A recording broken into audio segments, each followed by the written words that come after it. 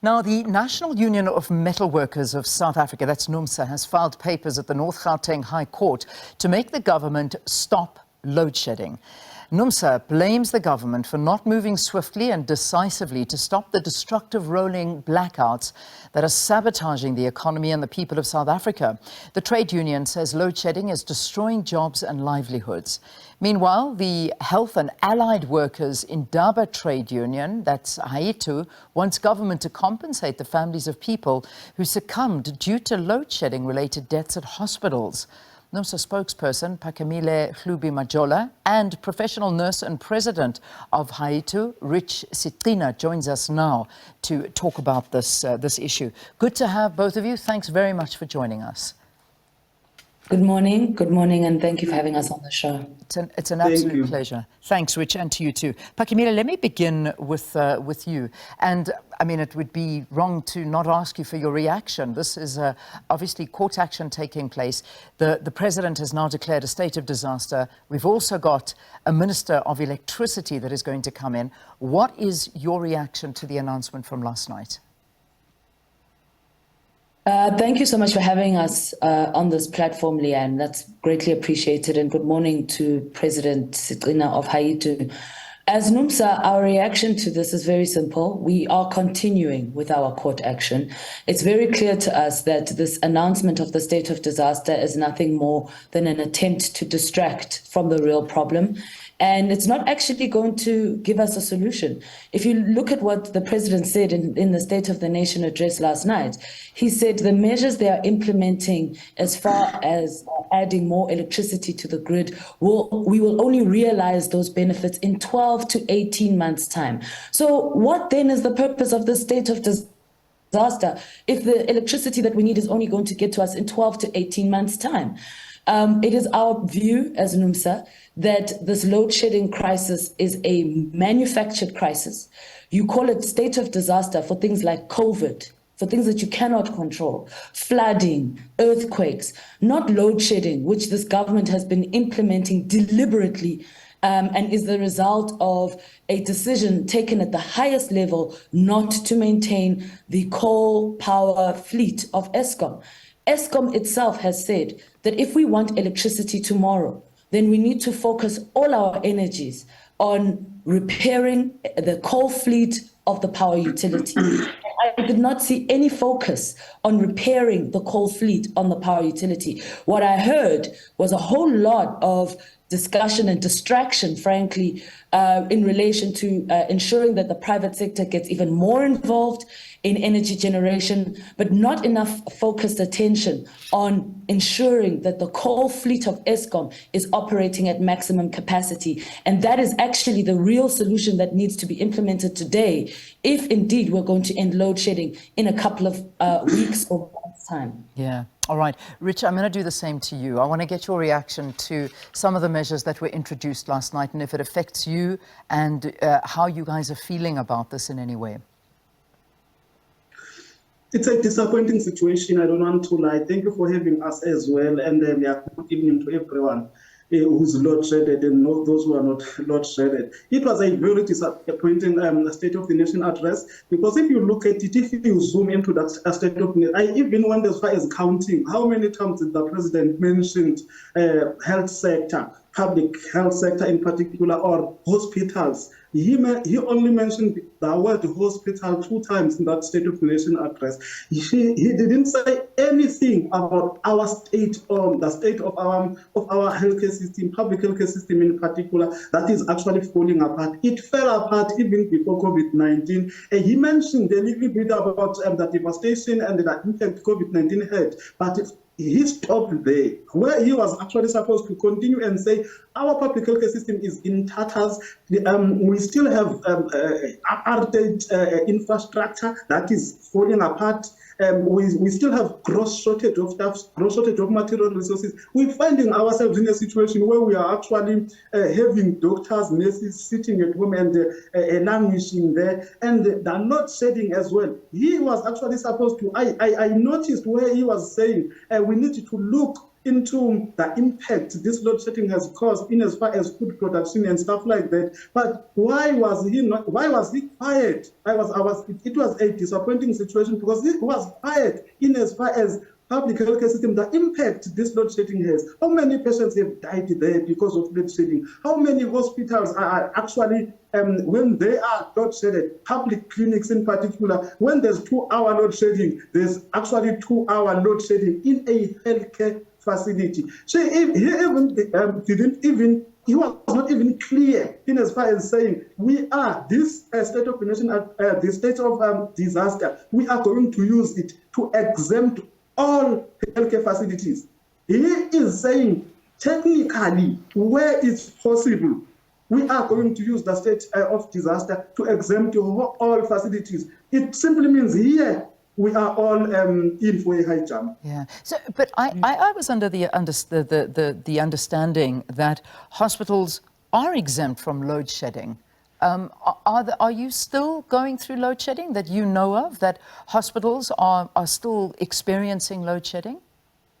Yeah, yes. It's only on the 77. It's on the 77 hospitals out of 400 plus healthcare facilities in South Africa we have. They decided to say we are going to only choose only 77 out of all these. So we are having a situation where actually load shedding is happening in many hospitals in this country. Patients still die. We had a situation at Prince Mshini Umlazi where load generators didn't kick in at all in a neonatal ICU. Nurses were working in that particular neonatal ICU with ventilated patients, using their phones as a form of lights. So it's the issue of having them exempting all hospitals. No, it's not happening. It only happened with 77. And the question we are actually asking is to say, technically, because Cyril Ramaphosa is actually alluding to that, how is it going to happen?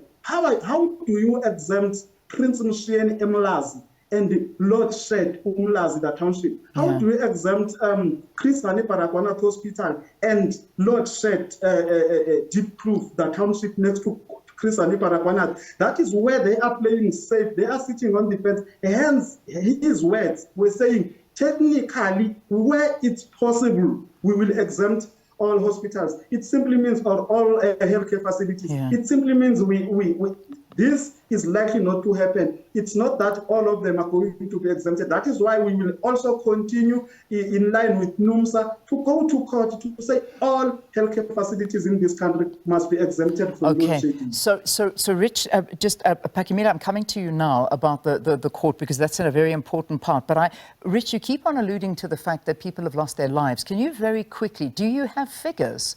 Do you know how many people have lost their lives due to load shedding in hospitals? We know that people are losing their lives because of load shedding. That is why our call is to say, let's exactly do what we were doing during COVID-19.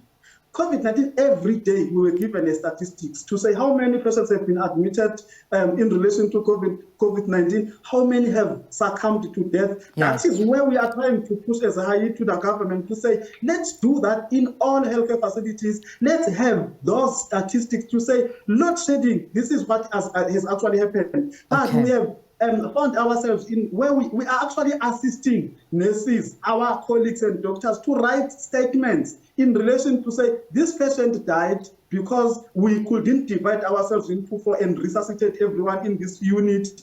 There was load shedding, generators didn't kick in because of diesel. And yes, we know there are patients who are actually dying. That is why we are also saying those patients, those families must be compensated. Okay, so in other words, the answer to my question is you don't necessarily have those statistics on hand. There's not a number. Those reports have not come through as yet saying that they died due to the load shedding in these hospitals. There isn't that figure.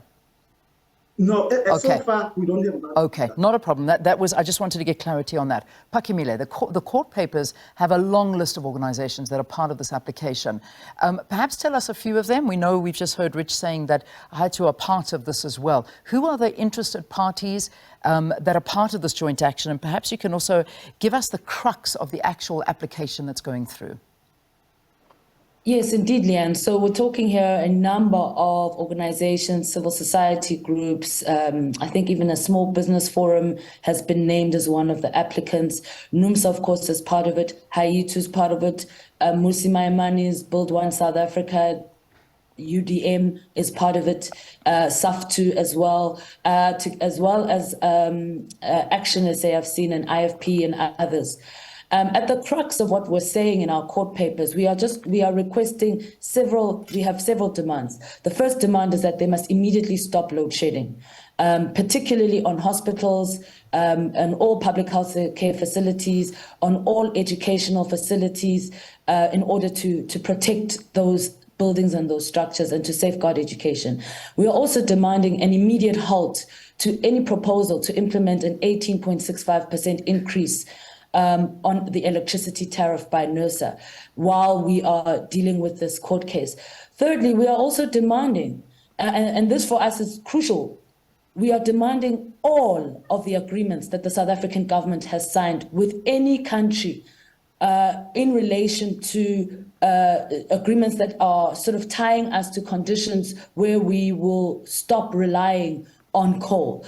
If you recall, a couple of months ago, the South African government announced an $8.5 billion loan from the United States. And the purpose of that loan was to assist South Africa to stop relying on coal. We want those agreements because we are of the view that part of the reason we're in this crisis is because we have a government that has taken a decision to prematurely shut down coal-fired power stations. They are shutting down units as we speak. Komati was shut down last year, November, taking away 1,000 megawatts of power. To date, we've lost 2,200 megawatts of power and counting. There's more units which are going to be shut down.